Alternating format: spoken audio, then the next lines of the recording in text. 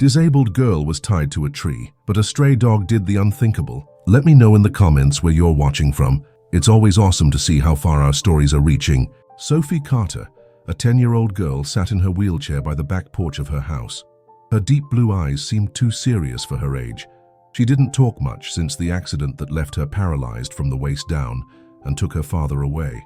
Since then, the world had turned grayer, slower, lonelier. Rachel, her mother, worked night shifts as a nurse at the town hospital. She did her best to stay strong, but her eyes held a quiet sadness. A year ago, she married Derek Wilson, a man she met at church. At first, he seemed kind, polite, religious, but it only took a few months for Sophie to see through his act.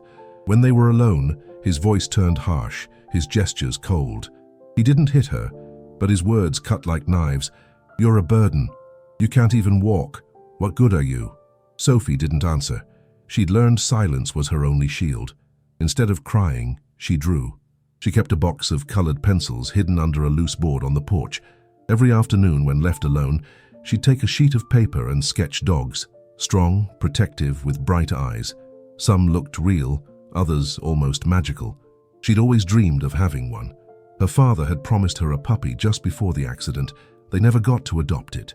One afternoon, while drawing a big dog with dark fur, something caught her eye. Among the bushes, a few yards from the backyard, she saw a real dog. He was skinny, dirty, but his eyes were clear, alert. He had no collar. Sophie froze.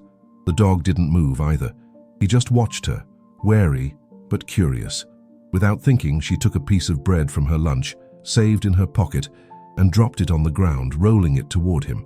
The animal didn't come closer right away, but he didn't leave either. It was as if he sensed the place wasn't dangerous. Over the next few days, he returned. Always quiet, always at the same time. Sophie spoke to him softly. "I'll call you Buddy, like the dog in my favorite drawing." She didn't know where he came from or what he wanted, but she felt she'd found a friend. Derek noticed the routine from the window. He didn't say anything at first, but his face wasn't neutral. It was irritation, barely hidden. Something about the bond between the girl and the dog bothered him. One night, while Rachel was at the hospital and Sophie slept, Buddy came closer to the porch. He lay down by the door, as if guarding it. He didn't bark. He made no noise. He just watched over her. Sophie saw him from the window before closing her eyes. For the first time in months, she fell asleep with a faint smile on her lips. Buddy had no real name, at least not one he could recall. He roamed the dusty roads on the outskirts of Willow Creek, moving with the caution of someone who'd known too much violence. Scars marked his right ear, and he had a slight limp in his left hind leg.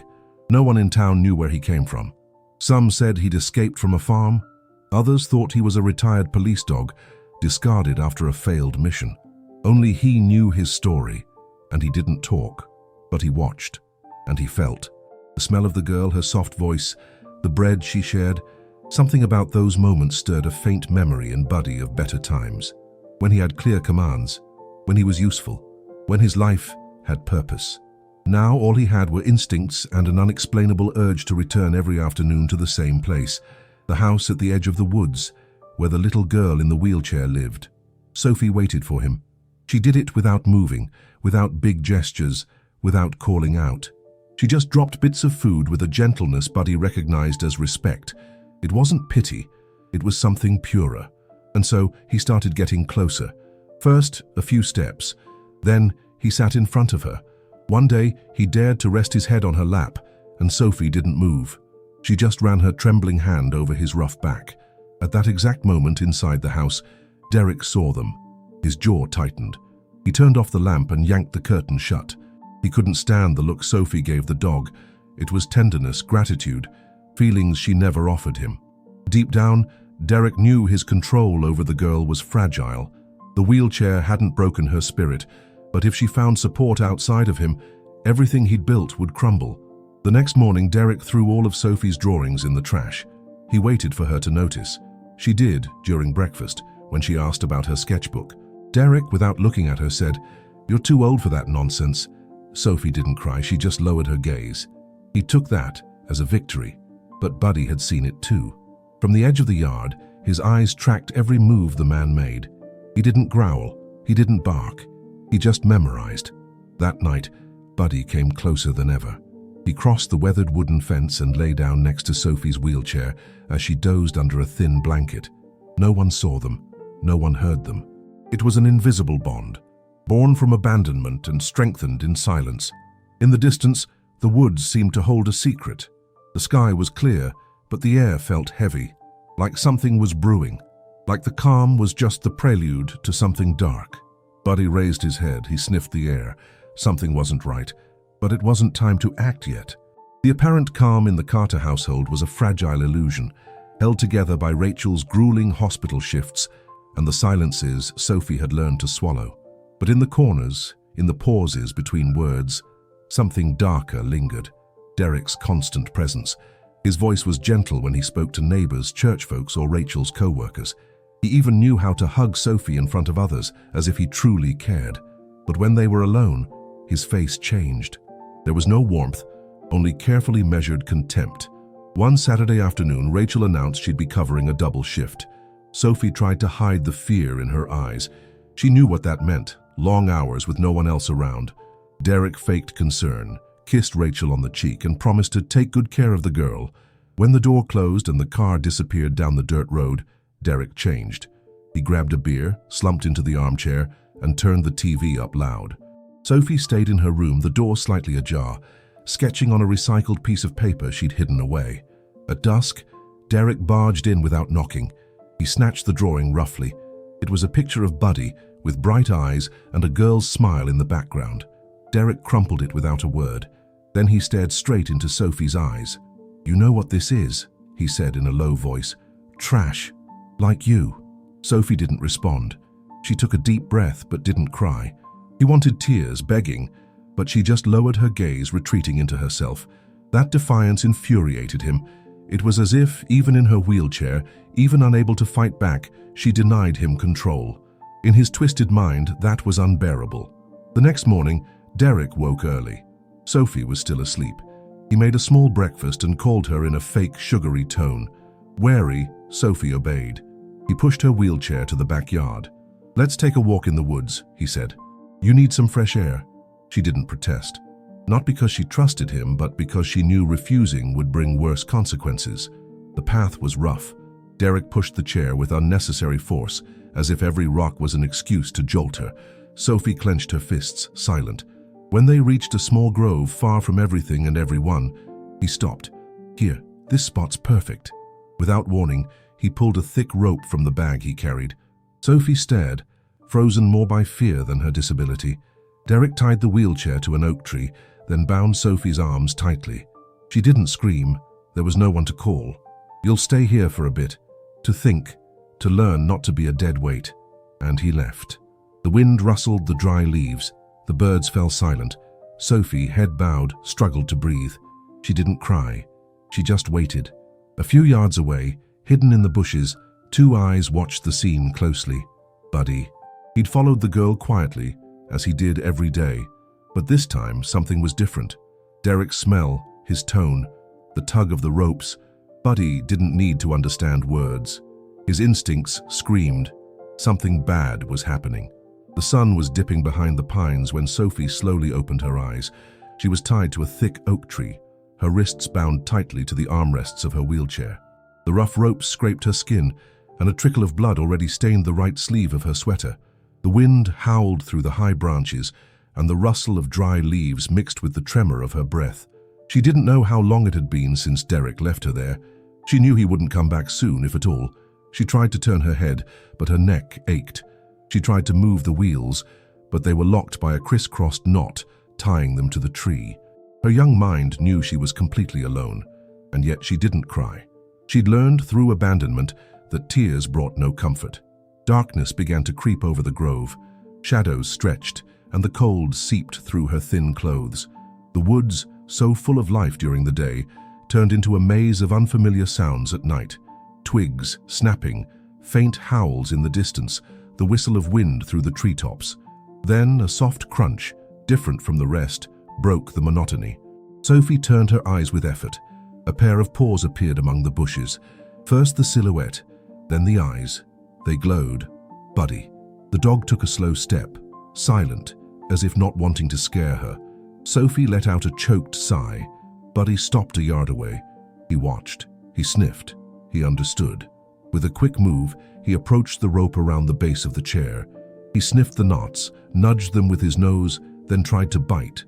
The rope was thick, and Buddy wasn't as strong as he once was. But he had something stronger, determination. He pulled with his teeth. He stepped back and tried again. Sophie shut her eyes tight, clenching her jaw to keep from crying out each time the dog brushed her bruised arms. After several tries, the main knot gave way. The left wheel was free. Buddy moved to the other side. The right wheel took longer. He used his front paws to tug the rope while biting. Finally, the second wheel came loose. Sophie let out a shaky breath. Her arms were still tied, but she was no longer trapped to the tree. Buddy positioned himself behind the chair. Sophie could barely move her fingers, but she managed to turn the left wheel with effort. Buddy pushed. Once, then again. The ground was uneven, but slowly, together, they moved. Shaky, like a single wounded but determined being. A few yards, then 10 more. The way back was long. The woods, uncertain. Sophie exhausted. Buddy stopped, sniffed the air and turned his head. In the distance, beyond a hill, the rumble of an engine echoed. It was faint but real. A vehicle. A road. Then Buddy did something he hadn't done before. He barked. Once, loud, clear. Then again, and again. Buddy's barks echoed through the woods like an urgent call, a signal of life in the middle of desolation. He barked with rhythm, with purpose. It wasn't fear or aggression. It was a plea to the world, not to ignore what was happening in those forgotten trees. Sophie, her arms still half numb, stared at the dog, unable to believe what she was seeing. It wasn't a random bark. It was a warning, a promise.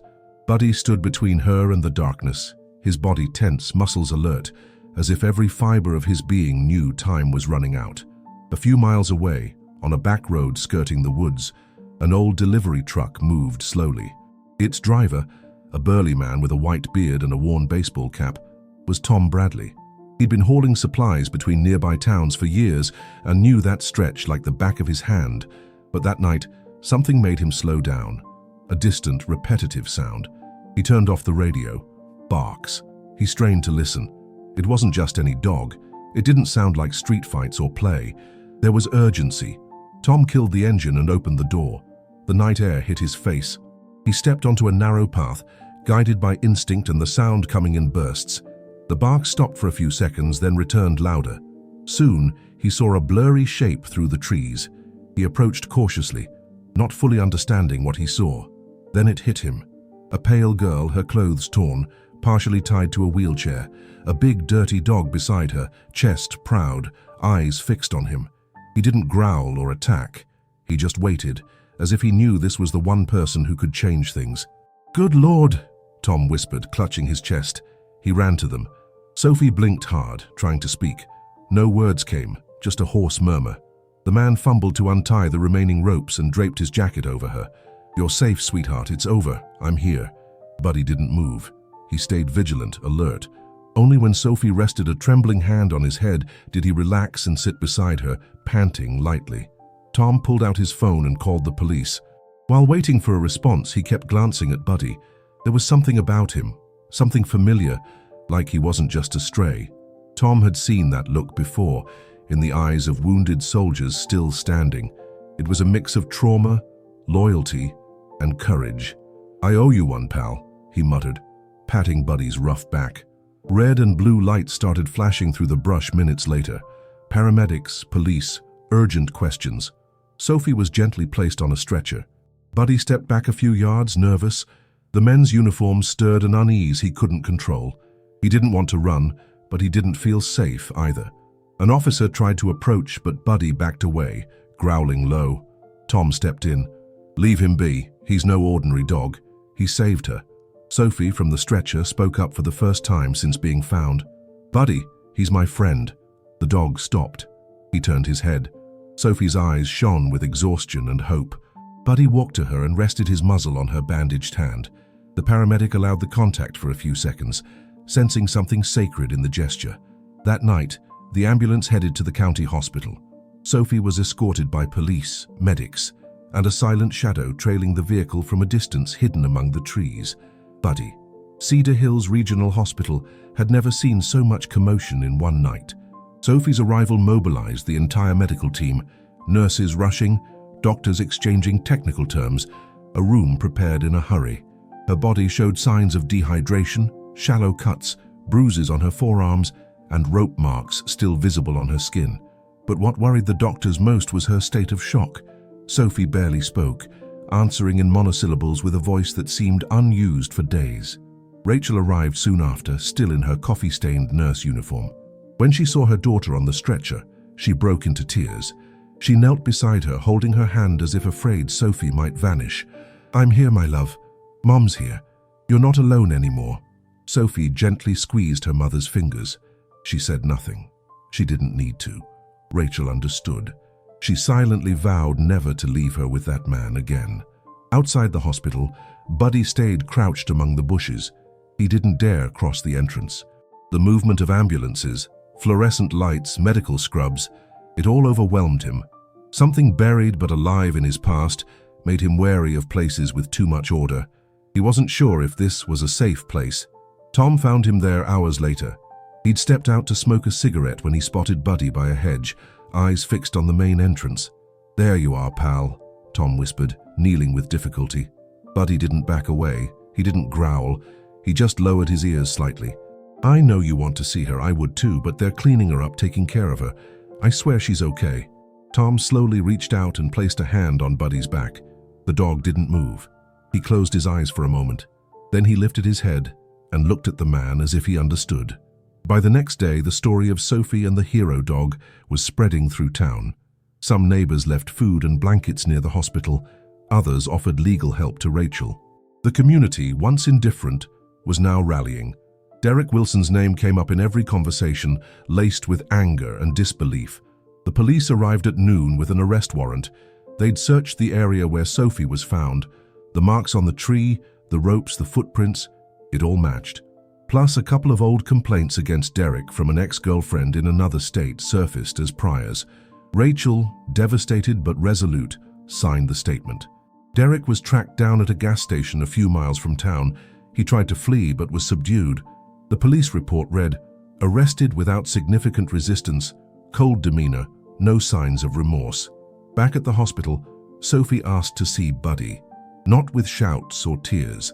She just raised her voice enough for her mother to hear. "Where's Buddy?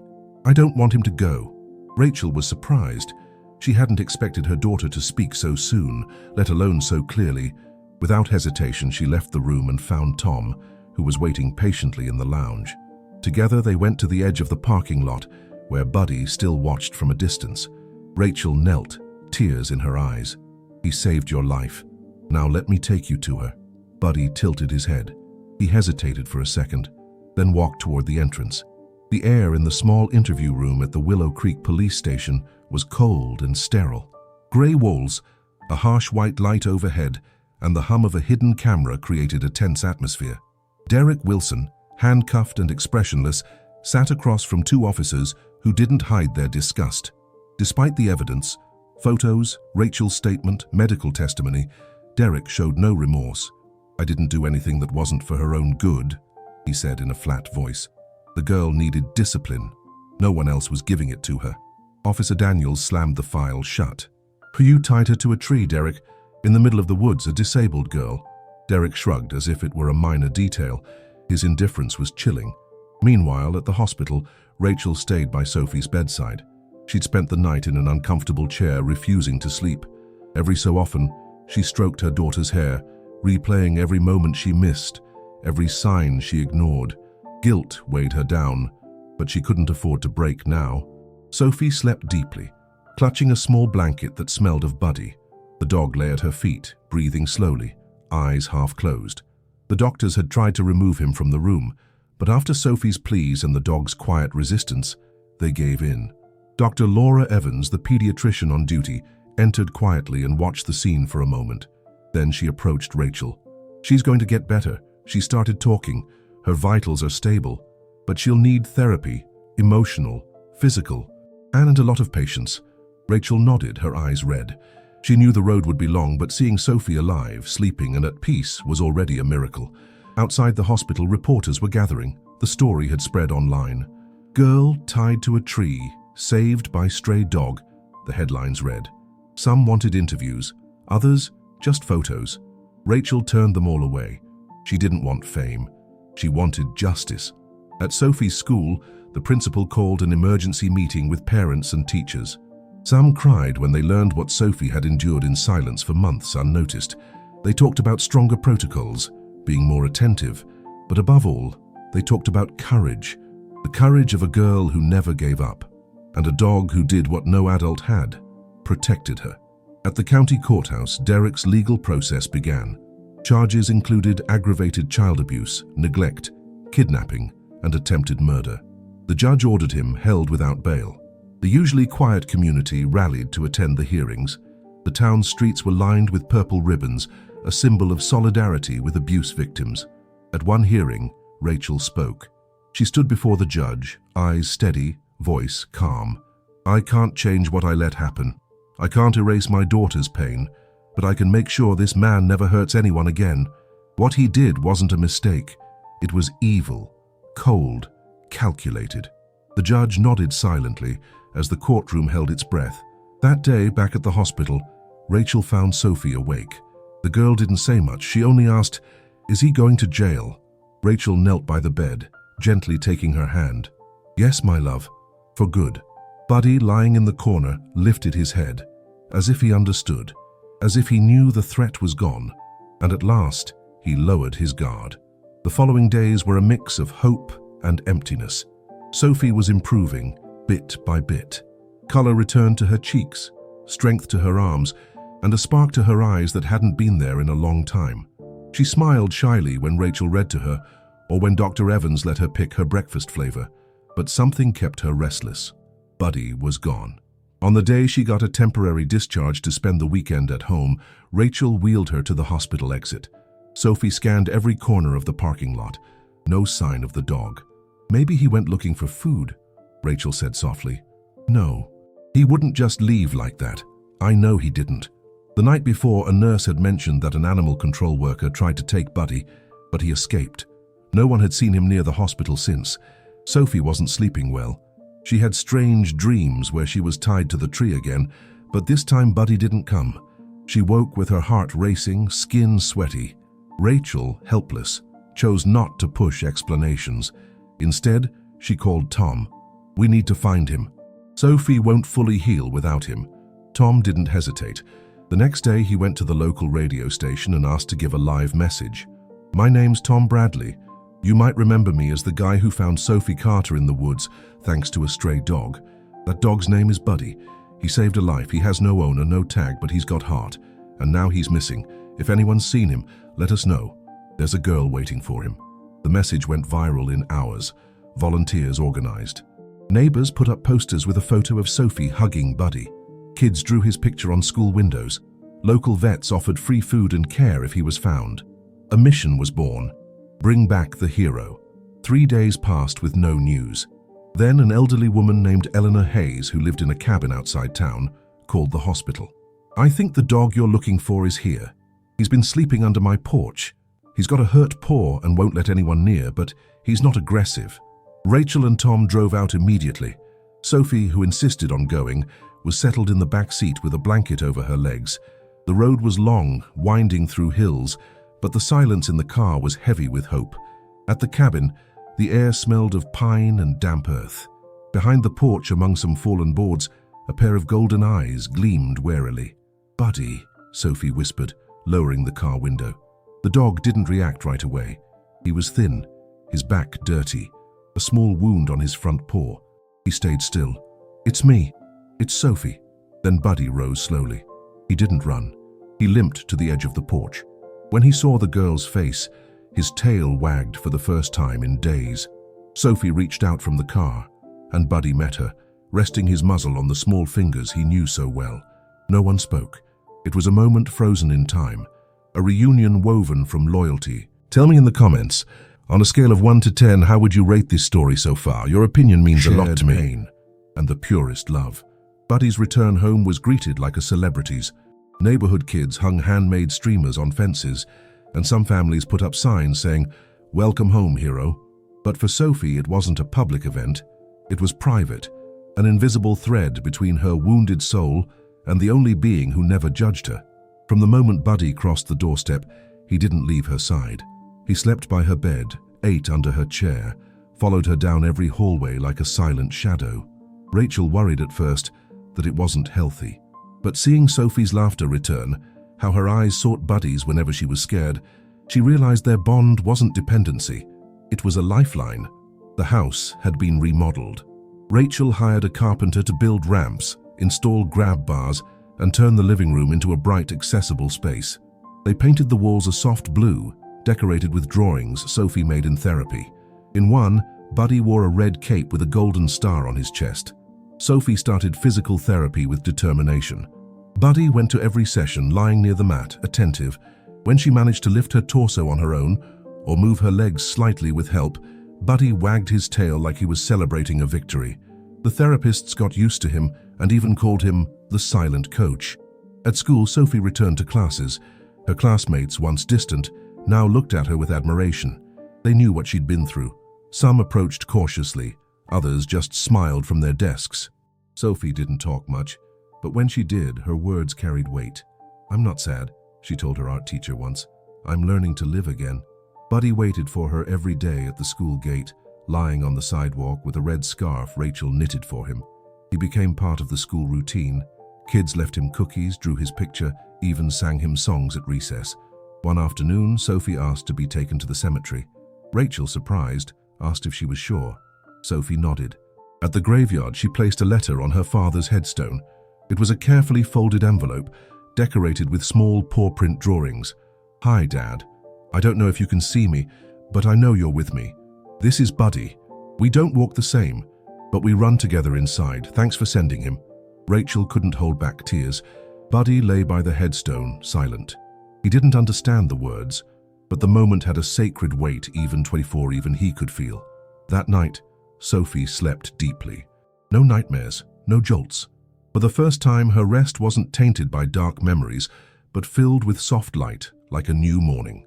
Winter was fading, and the cold air gave way to a timid spring, still unsure. The streets of Willow Creek smelled of damp wood, fresh earth and early flowers poking bravely through garden soil. In the town's central park, a white tent stood by the old gazebo, decorated with balloons and golden ribbons. That day, the community held a pet adoption fair in honor of a story that touched everyone. Sophie, in her newly adapted wheelchair, wore a lavender dress with small daisy embroidery. Beside her, Buddy sported a blue vest with Protector of Hearts stitched in white thread. Together, they were a sight that brought a lump to everyone's throat. Rachel held a folder of clippings, drawings, letters, and photos sent from across the country. Some had adopted animals inspired by the story. Others donated to rescue foundations. But all, without exception, thanked Sophie and Buddy for showing that the purest love can come on four legs. Mayor Linda Harris stepped onto the small makeshift stage, microphone in hand, with a genuine smile. "Today, we're not just celebrating animals waiting for homes. We're celebrating hope, courage, renewal, and no one better than Sophie Carter to say a few words." A murmur rippled through the crowd. Sophie didn't stand. She couldn't. But she raised her chin, took the microphone a volunteer handed her, and spoke with a steady voice. "When everything turned dark, he found me. He didn't ask anything. He didn't need anything. He was just there, when no one else was. Buddy's not just a dog. He's my friend, my guardian, my miracle." Silence fell for a few seconds. Then, applause. People stood, clapping sincerely, tears on faces that hadn't known Sophie's pain up close, but felt it in their hearts. At the end of the event, Pastor James approached respectfully. He was an older man, hands trembling, eyes full of stories. "Sometimes angels don't fly," he said softly. "Sometimes they walk on four legs and wait quietly until someone needs them." Sophie nodded, not answering. She just looked at Buddy, resting beside her with his tongue out and eyes bright. In the final scene of the day, Rachel slowly pushed Sophie's wheelchair along a tree-lined path. Zistum, sun set behind the mountains, painting the sky orange and gold. Buddy trotted ahead, alert but free, no longer needing to guard, just enjoying the path. Sophie reached a hand toward the sky, as if to touch the light. He saved me when the world forgot me, and I'll never forget him. The image freezes in that moment.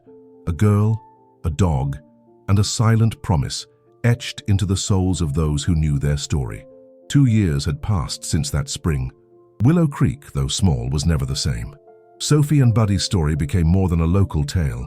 It was told in schools, quoted in newspapers, and even inspired a rescue foundation called Silent Guardians, founded by Rachel, Tom, and Sophie herself. Sophie was now 12. She still used a wheelchair, but her arms were stronger, her posture more confident, her gaze brighter. She continued therapy with less pain and more drive. She could now move herself to the bed, the couch, even the piano bench she'd asked for last Christmas. Buddy joined her at every session, lying by her side, as if each note she played echoed in his heart. Rachel had left her hospital job and worked part-time as a volunteer at the foundation. She'd found a new balance between caring for her daughter and herself. The guilt didn't vanish, but it turned into strength, commitment, the ability to see and hear other mothers and children before it was too late. Derek was sentenced to 27 years in prison, with no parole for most of it. He never showed remorse, but Rachel learned not to carry the weight of others' silence. Justice, though imperfect, was served. Tom visited Sophie almost every Sunday, bringing homemade cookies for her and bones for Buddy. They sat in the yard, under a tree now bearing a wooden plaque that read, "True love isn't bought, it's found." Sophie grew, but never lost her sweetness.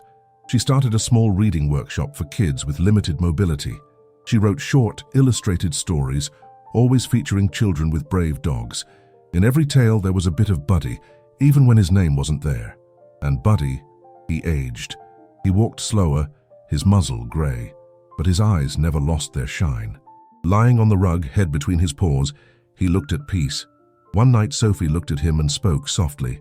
"You came when everything was falling apart and taught me to rebuild. You were my angel, Buddy, my four-legged miracle."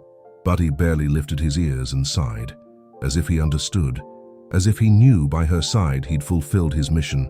The camera would pull back slowly, showing the modest house, warm lights in the windows, and the silhouettes of a girl and her dog. In the sky, the first stars began to appear. The world at last was a place worth living in again. Thank you so much for sticking with this story until the end. If you enjoyed it, please give it a like and subscribe to the channel. It helps us a ton and motivates us to keep bringing new stories every week. And since you're here, take a moment to check out another one of our stories that's popping up on your screen. Big hug and see you next time. Stay well.